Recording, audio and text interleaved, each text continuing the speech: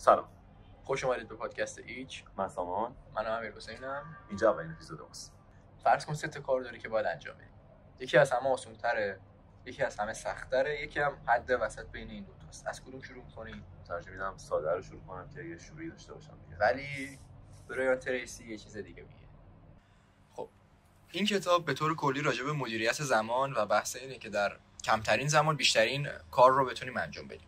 و میاد 21 روش معرفی میکنه در 21 فصل که ما چکیده و خلاصه اینا رو براتون توی این فایل آماده کردیم. خب توی بخش اول با عنوان سفره رو بچین شروع کرده این کتاب. یه نکته رو من اولش بگم، در هر فصلش در واقع هر روشی که میخواد بگه یه دونه نقل قول میاد میگه و خب این نقل قول به طور کلی راجع به مدیریت زمان، حالا شاید تطابق 100% با موضوع اون بخش نداشته باشه، اما این نقل قول به طور کلی راجع به موضوع کلی کتابه. آقای ناپلئون هیل میگه برای موفقیت یه ویژگی است که افراد باید اونو داشته باشن و اون مشخص بودن هدفشونه. یا به بیان دیگه فرد باید بدونه که چی میخواد و به شدت خواستار به دست آوردنش باشه. حالا یکی از روش‌های خیلی خوبی که میشه بهش اشاره کرد و توی این کتاب هم اومده در مورد این که حالا بدونیم اون هدفمون چیه، نوشتنشه که حدوداً 3% افراد بیشتر این کار انجام نمیدن و نمینویسن خیلی. اما این نوشتن 7 مرحله ساده داره، یعنی به 7 قسمت تقسیم میشه که شما چجوری بتونید اون درگیری و مشغله ذهنیتون رو بیارید روی کاغذ. توی مرحله اول ما باید مشخص کنیم که این هدفمون دقیقاً چیه و توی مرحله بعدیش بیایم اونا رو بنویسیم. در ادامه توی مرحله بعدی ما باید واسه اون اهدافی که مشخص کردیم و نوشتیم یه ددلاین یا یه دونه زمان تعیین کنیم که مشخص کنیم آقا تا چه زمانی ما بیایم اونو انجام بدیم. توی مرحله بعدی ما میایم یک فهرست تعیین میکنیم که آقا ما چه کارهایی رو لازم داریم تا مسیر رسیدن به هدفمون رو ساده تر کنیم و بعدش میایم توی مرحله بعدی اونو به یه برنامه تبدیل میکنیم. در ادامه میایم بر اساس اون برنامه‌ای که ریختیم شروع میکنیم در واقع این مسیرمون رو و در آخر هم تصمیم میگیریم که هر روز برای رسیدن به اون هدفمون یه قدم برداریم. اما روش دوم، برای هر روز از قبل برنامه‌ریزی کنید. آلن لاکین میگه برنامه‌ریزی آوردن آینده به زبان حاله که بتونید الان کاری رو برای آیندهتون انجام بدید. حالا میاد این روش رو توضیح میده. میگه یک فیلو چجوری میخورید، در واقع اینجا یه جور استعاره است، یعنی یه کار بزرگ رو اومده به یه فیل تشبیه کرده. میگه لقمه لقمه، یعنی یه کار بزرگ رو به بخش‌های کوچیک تقسیم می‌کنیم بعد شروعش می‌کنیم. دوباره یه نقل قول آورده اینجا که الکس مکنزی میگه وارد عمل شدن بدون برنامه‌ریزی علت تمام شکست هست. و یک قانونی راجع به برنامه‌ریزی میگه که میگه هر دقیقه‌ای که برای برنامه‌ریزی وقت صرف می‌کنید معادل 10 دقیقه وقت در حین انجام کار صرفه‌جویی میشه. قانون بعدی که این بخش کتاب بهش اشاره میکنه قانون 6P که میگه proper prior planning prevent poor performance. به این معنیه که برنامه‌ریزی قبلی مناسب مانع عملکرد ضعیف میشه. اگر لیست کارهامونو ما از شب قبل آماده کنیم، ذهن ما به صورت ناخودآگاه طی شب روی این برنامه‌ها کار میکنه. حالا ما به صورت کلی 4 تا لیست نیاز داریم. لیست اول برای تمام کارهایی که ما میخوایم در آینده دور و نزدیک انجام بدیم. لیست دوم لیست ماهیانه است که ما اونو آخر هر ماه بهتره تنظیمش کنیم. لیست بعدی لیست هفتگیه و آخرین لیستی که ما نیاز داریم لیست روزانه است. و یک قانون مهم دیگه داریم، قانون 90-10 که به این معنیه 10% وقت اولیه که قبل از شروع یک کار صرف برنامه‌ریزی می‌کنیم برابر 90% وقتیه که در حین انجام فعالیت‌ها صرف میشه و در واقع صرفه‌جویی میشه این وقت. خب یه نکته‌ای که راجع به این 4 تا لیست هست، باید اینو بدونیم که اینا همشون در واقع زیر مجموعه لیست اولن. یعنی شما یه لیست دارید که میگید ما این کارا رو می‌خوایم انجام بدیم، یک تعدادشون وارد لیست ماهیانه میشه. حالا از دل لیست ماهیانه لیست هفتگی ما در میاد و طبیعتاً از لیست هفتگی ما به لیست روزانه میرسیم. روش سوم، قانون 80-20 رو در همه امور به کار بگیرید. توی اول این بخش یه نقل قول از گوته اومده که میگه ما همیشه وقت کافی داریم به شرط اینکه هم بخوایم و هم درست از اون استفاده کنیم. قانون 80-20 یا اصل پارتو میگه که مردم به 2 دسته تقسیم میشن. گروه اول اقلیت بسیار مهم که جزء 20% کسانی هستند که از نظر اقتصادی و اثر بخشی در سطح قرار میگیرن و گروه دوم 80% تشکیل میدن که در سطح پایین جامعه هستن. به بیان دیگه در واقع اگه شما 10 تا فعالیت روزانه داشته باشید 2 تا از اونا ارزش برابر یا بیشتر از 8 تا فعالیت دیگه دارن، اما اکثر مردم برای انجام 20% فعالیت مهم تنبلی میکنن معمولا. و یه قانون مهم دیگه داریم توی این بخش. در مقابل این وسوسه که اول کارهای کوچیکو انجام بدیم مقاومت باید بکنیم. این جا که میگه 10 فعالیت روزانه که 2 تاشون از 8 دیگه با ارزش داره، دقیقاً مثالش توی زندگی خودمون و اکثر افراد میبینیم. همه ساعت کارشون که تموم میشه توی فضای مجازی وقتشون رو میگذرونن یا پای تلویزیون و برنامه‌های مختلف، اما خیلی وقتی برای ورزش کردن نمیذارن.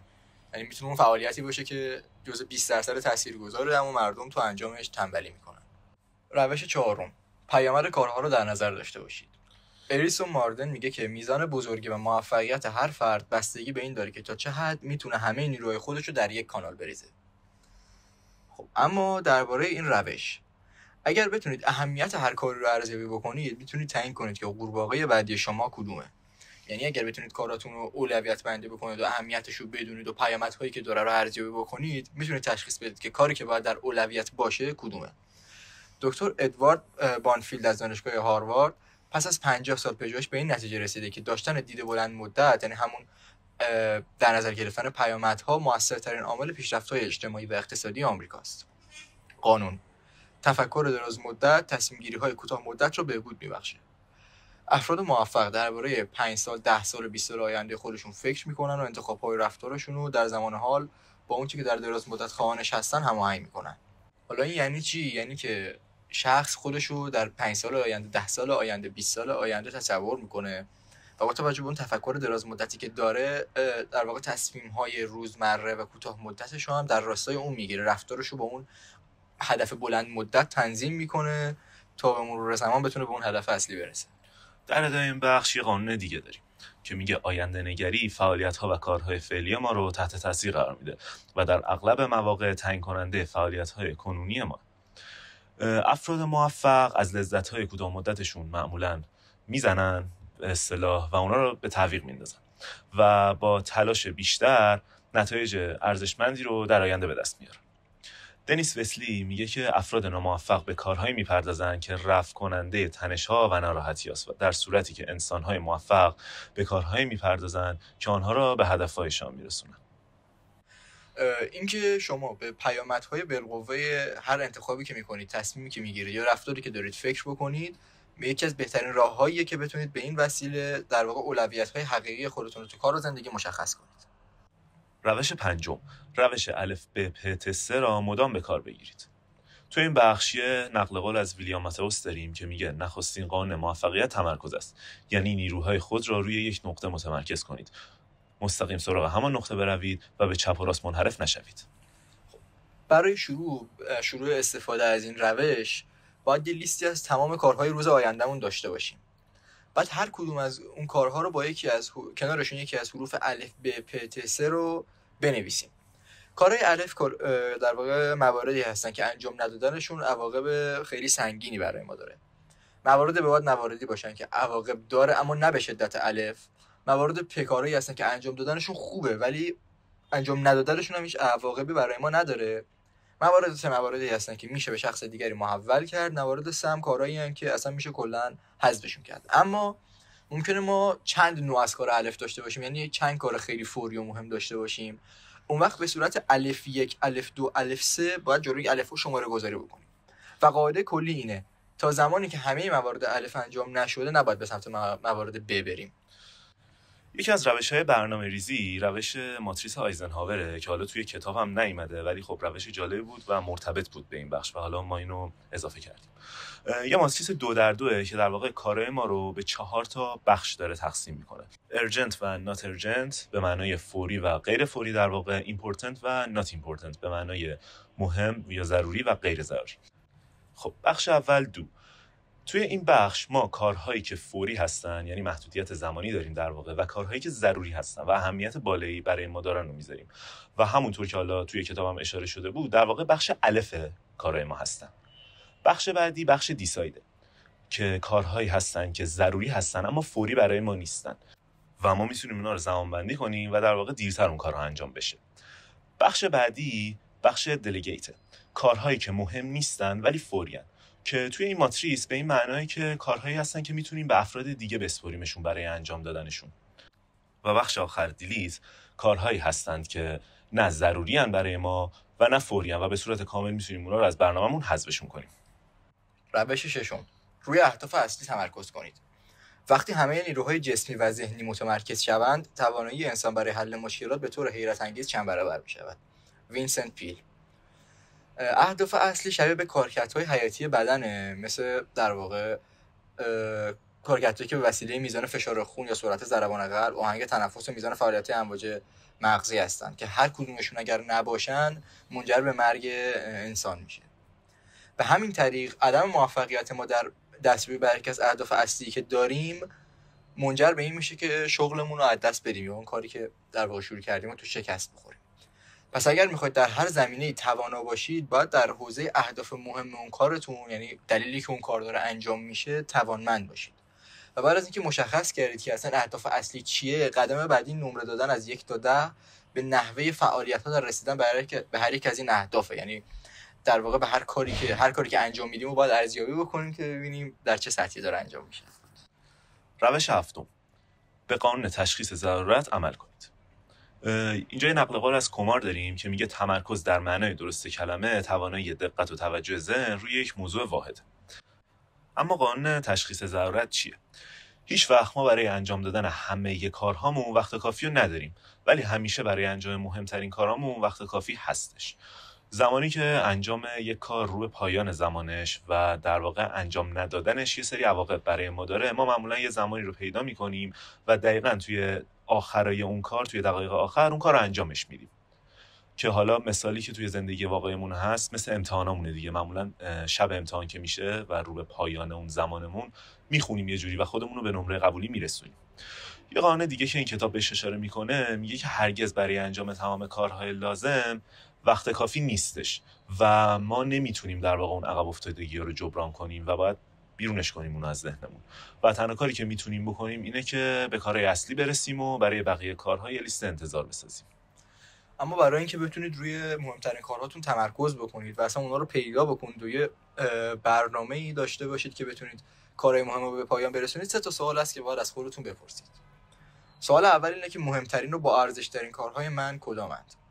سوال دوم اینه که چه کاریه که اگر فقط من انجامش بدم تفاوت چشمگیری در زندگی و شغلم داره، که این پرسش متعلق به پیتر درامز، استاد بزرگ مدیریته و به این معناست که این چه کاریه که فقط من میتونم انجامش بدم که میتونه باعث پیشرفتم بشه. اما سومین سوال میگه بهترین استفاده‌ای که میتونم در حال حاضر از وقتی که در اختیار دارم بکنم چیه؟ روش هشتم، پیش از شروع کار مقدمات رو فراهم کنید. میزان کارایی شما هر چه باشد، توانایی‌های بالقوه شما بیشتر از آن است که تا حالا به فعل درآمده. مکی. اما درباره این روش هشتم، یکی از بهترین راه‌های غلبه بر تنبلی و انجام سریع کارا اینه که قبل از اینکه بخوایم کار رو شروع بکنیم تمام اون ابزار و وسایلی که برای کار نیاز داریم رو آماده کنیم و دم دست بذاریم. حالا از اینجا به بعد دیگه فقط کافیه که ما از مهمترین کارمون در واقع این پروژه رو شروع کنیم. وقتی که محل کار رو از قبل آماده می‌کنیم، باید به شکلی باشه که برای انجام کار طولانی مدت جای راحت و جذابی باشه. مثلا همه چی رو با نظم و ترتیب کنار خودمون بذاریم که بهشون دسترسی داشته باشیم. این باعث میشه که رغبت بیشتری برای شروع کار داشته باشیم. وقتی میشینیم و همه چیز آماده است، حالا باید وضعیت فیزیکی افراد کارآمد رو به خودمون بگیریم، یعنی طوری رفتار کنیم که انگار واقعا شخصیت کارآمدی هستیم و در واقع این ذهنیت رو برای خودمون بسازیم و بعدش هم اولین کار رو دست بگیریم و اون کار رو به اتمام برسونیم. روش نهم، همیشه یک شاگرد باقی بمانید. تنها ابزار موفقیت که به آن نیاز دارید، صرف نظر از اینکه کارتان چیست، این است که بیشتر و بهینه‌تر از آنچه از شما توقع است کارایی داشته باشید و خدمات عرضه کنید. آگماندینو. توی این بخش یه نکته رو اشاره میکنه که میگه درستون رو بخونید و این یکی از اصول کارایی فردیه که به این معنیه شما باید بدونید برای کاری که انجام میدید بهتره یه سری مطالب رو بیشتر بدونید. و در ادامه میگه یکی از دلایل تنبلی و تعویق انداختن کارها عدم احساس صلاحیت و اعتماد به نفس پایینه و یا اینکه فکر میکنین توانایی انجامش رو ندارید. یه قانون مهم توی این بخش هست که میگه یادگیری مستمر شرط لازم موفقیت در هر زمینه‌ایه. روش دهم، استعدادهای منحصر به فرد خود رو تقویت کنید. دین بریکس میگه کار خود رو انجام دهید، اما نه در حد وظیفه، بلکه کمی بیشتر و از روی سخاوت. همین مقدار کم به اندازه تمام کار ارزش دارد. اما درباره این روش، از دیدگاه گردش نقدینگی، با ارزش‌ترین امتیازی که هر فردی میتونه داشته باشه توانایی کسب درآمده. و در واقع هر فرد طوری طراحی شده که از یه سری کارهایی که میتونه توش بهترین باشه بیشترین لذت رو میبره. و همین واقعیت که شما از یک سری کارها لذت بیشتری میبرید نشون میده که توی اون کار آمادگی این رو دارید که از بقیه برتر باشید. و افراد موفق هم بدون استثنا افرادی هستن که زمان گذاشتن و فهمیدن که چه کاری خوب انجام میدن و ازش لذت میبرن و این همون استعدادهای منحصر به فردیه که ما باید تقویتشون کنیم. روش 11، محدودیت‌های اصلی خود را مشخص کنید. الکساندر گراهام بل میگه افکار خود را روی کارهایی که انجام میدهید متمرکز کنید. پرتوهای خورشید تا متمرکز نشوند نمیسوزند. در واقع وظیفه ماها بررسی اینه که بدونیم عامل محدودیت یا عامل محدود کننده در واقع که تو کار وجود داره چیه و ما باید اون رو بشناسیمش. قانون 80-20 درباره محدودیت‌های زندگی ما صدق میکنه و به این معنیه که 80% از عوامل بازدارنده درونیه و در ویژگی‌های شخصیتی ما قرار داره و تنها 20%شون بیرونیه. گاهی برای مشخص کردن عامل بازدارنده لازمه تمام مراحل انجام کارمون رو لیست کنیم و هر مرحله رو به دقت بررسی کنیم. ما باید همیشه اینو به یاد داشته باشیم که همیشه عامل محدود کننده‌ای وجود داره و اغلب اوقات مهمترین قورباغه‌ای که باید بخوریم یافتن و از بین بردن عامل محدود کننده یا بازدارنده است. روش 12، هر بار یک بشکه به جلو بروید. ساموئل اسمایلز میگه افرادی که توانایی متوسطی دارند میتوانند کارهای بزرگ انجام دهند اگر هر دفعه همه نیروی خود را به طور خستگی ناپذیر روی یک چیز متمرکز کنند. یک ضرورمثل قدیمی انگلیسی هست که میگه 1 متر 1 متر سخته، اما 1 سانتی متر 1 سانتی متر مثل آب خوردنه. مهمترین روش غلبه بر تنبلی اینه که به جای اینکه به تمام یک کار بزرگی که روبرومون فکر کنیم، ذهنمون رو فقط روی اون قسمتی از کار که در حال انجامش هستیم متمرکز بکنیم. و هر بار که یک کار بزرگی رو انجام میدیم کافیه که خودمون رو موظف کنیم هر بار فقط تا جایی که میتونیم ببینیم جلو بریم. این اون مثالی که عقب‌تر گفت یک فیل را لقمه لقمه بخورید.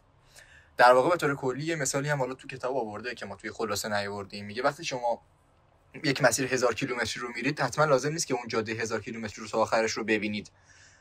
کافیه تا جایی که دید دارید حرکت بکنید و اینجوری هر بار تا جایی که میبینید جلو برید، دفعه بعدی به اندازه کافی دید پیدا میکنید که باز هم برید جلوتر.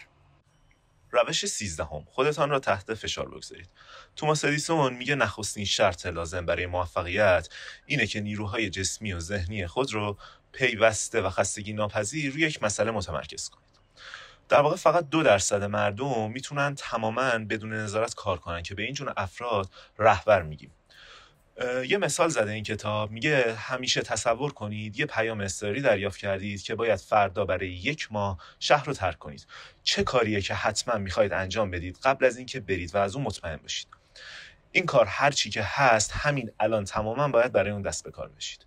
و در واقع یکی از بهترین راه‌ها برای اینکه به تنبلیمون غلبه کنیم همینه که همیشه یه جوری کار رو انجام بدیم فکر کنیم آخرین روز فرصتمونه برای اینکه 1 ماه به مسافرت بریم و کارهای ضروریمون رو قبل از شروع این سفر انجام داده باشیم.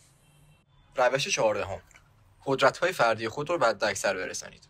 جان هاگای میگه تمام سرمایه خود را یک جا جمع کنید، همه استعدادهای خود را جمع کنید، تمام نیروهای خود را آرایش دهید و همه توانایی‌های خود را برای تسلط روی حداقل یک کاری متمرکز کنید.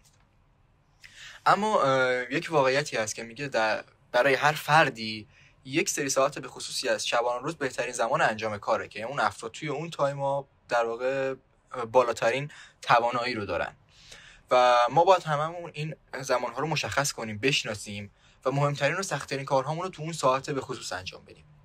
بحث دیگه برای اینکه بتونیم توانایی خودمون رو به حد اکثر برسونیم بحث استراحت و ریکاوریه. یعنی میگه بعضی وقتا بهترین استفاده از وقتتون این نیستش که کار کنید، اینه که برید و مثلا 10 ساعت متوالی بخوابید که این باعث میشه انرژیتون به طور کامل برگرده تا روز بعدی بتونید 2 یا 3 برابر کار کنید. و هر هفته هم لازمه که 1 روز کامل رو هیچ کاری نکنید و حتی هیچ چیزی نخونید و به فکر جبران کارهای عقب افتاده هم نباشید. در عوض مثلا به تماشای فیلم بشینید یا ورزش کنید یا فعالیتایی که میتونه ذهنتون رو مجددا شارژ کنه. در واقع داره میگه تو به حد اکثر رسوندن توانایی‌های فردی بحث استراحت و ریکاوری خیلی مهمه. روش 15، خودتان رو به فعالیت‌ها ترغیب کنید. آنتوان اگزوپری میگه بالاترین لذت‌ها در شور و شوقی است که انسان را به ماجراجویی‌ها و پیروزی‌های بزرگ و فعالیت‌های خلاقانه وادار میکنه. و یه نکته‌ای که حالا توی این بخش کتاب میگه اینه که خیلی مهمه که ما چجوری با خودمون صحبت میکنیم و در واقع 95% احساسات مثبت و منفی ما رو شکل میده. نحوه برداشت و تعبیر شما از وقایع خیلی مهمه و تعیین کننده است و در واقع انگیزه توی ما ایجاد میکنه و انرژی میتونه ایجاد کنه و باعث تحلیل و تضعیف انرژی هم میشه در واقع.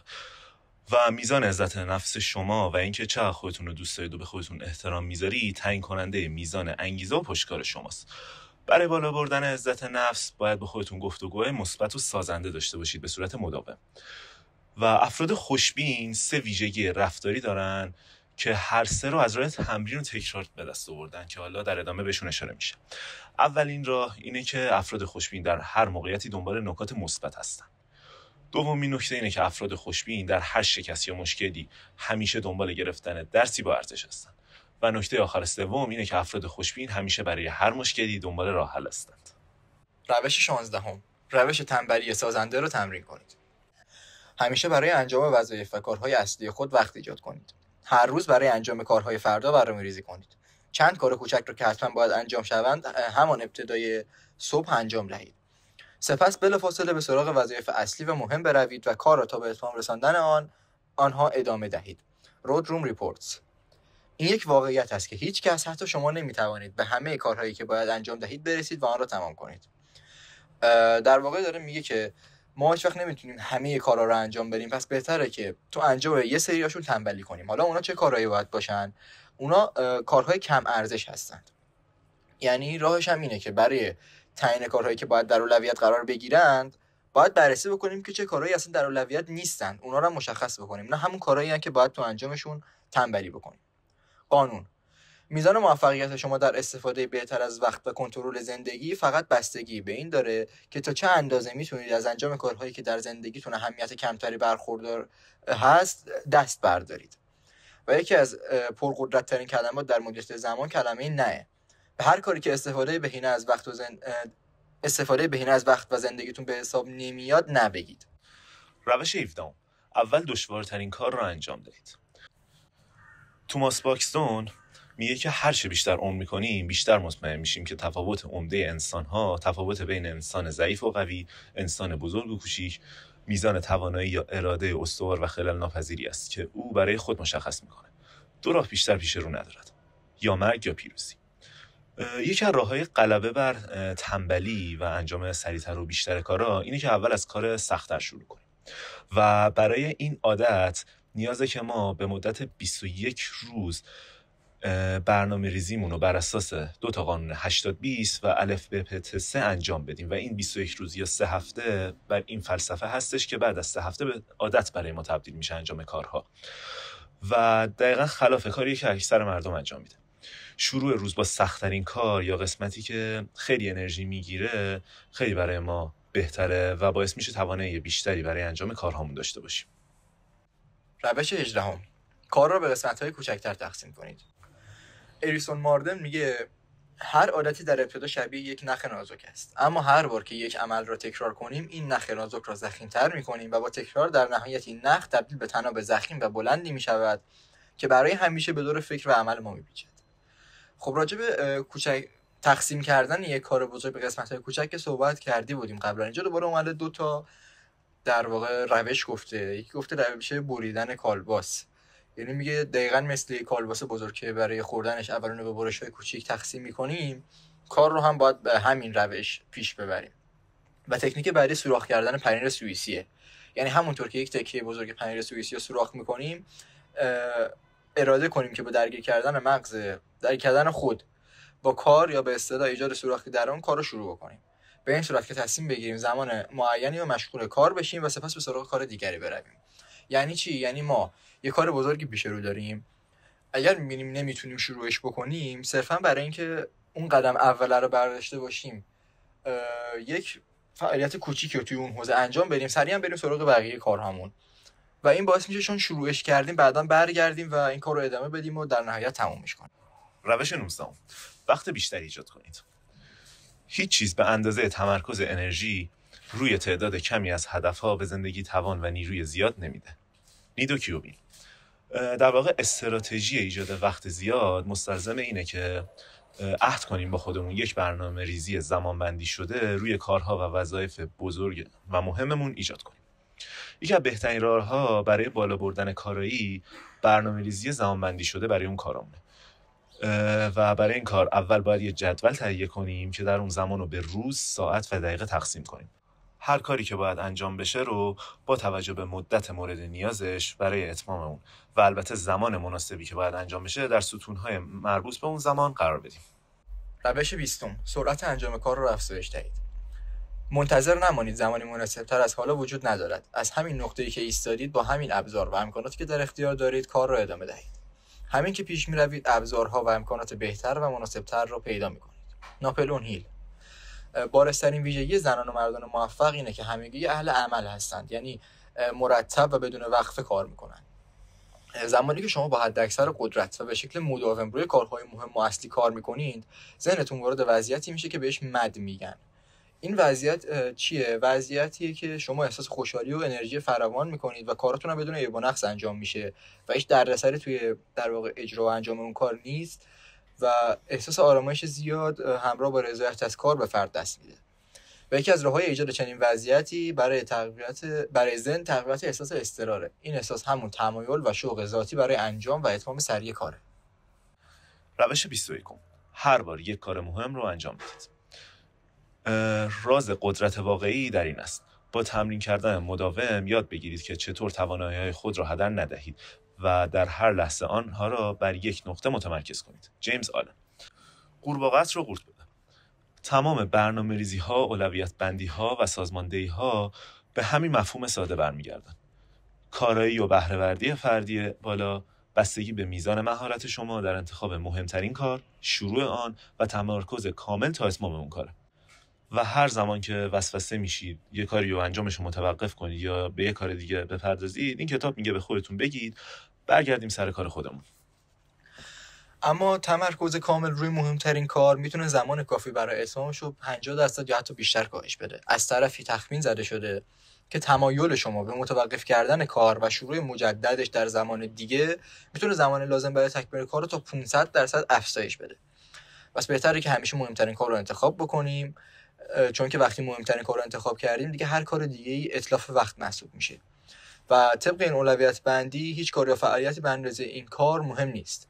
کلید همه موفقیت‌ها اینه که با ارزش‌ترین و مهمترین کاری که در هر لحظه میتونیم انجام بدیم و مشخص کنیم و بعدش قورباغه رو قورت بدیم. خب تازه آدم متوجه میشه که همیشه زمان بوده ولی ما تو مسیر اشتباهی کردیم. درست ازش استفاده نمی‌کنیم. آره. چی به نظر جالب اومد که مثلا بگه بود تا الان تو برنامه‌ات خیلی کارا بهتر پیش میره؟ دو تا چیزش خیلی به نظرم جالب بود. یکی همون که حالا اول ویدیو هم بهش اشاره کردیم که کار سخته رو اول انجام بدیم، به خاطر اینکه در واقع یه جاهایی اون کارهای کوچیک‌تر که فکر می‌کنیم شاید مثلا ساده‌تر اول انجام بدیم اونقدر اهمیت ندارن. در کار سخته است که تنبلت کار سخته دیگه. آفرین. انرژی تو میذاری واسه اون آسونا، به کار اصلی و سخته که میرسی دیگه انرژی نداری. یکی هم قانون 80-20 بود به نظرم که اون 20% خیلی مهم‌ترن یه جایی و باز دوباره به همون کار مهمه برمیگرده دیگه که وقتمون رو سر چیزای مهم‌تر باید بذاریم.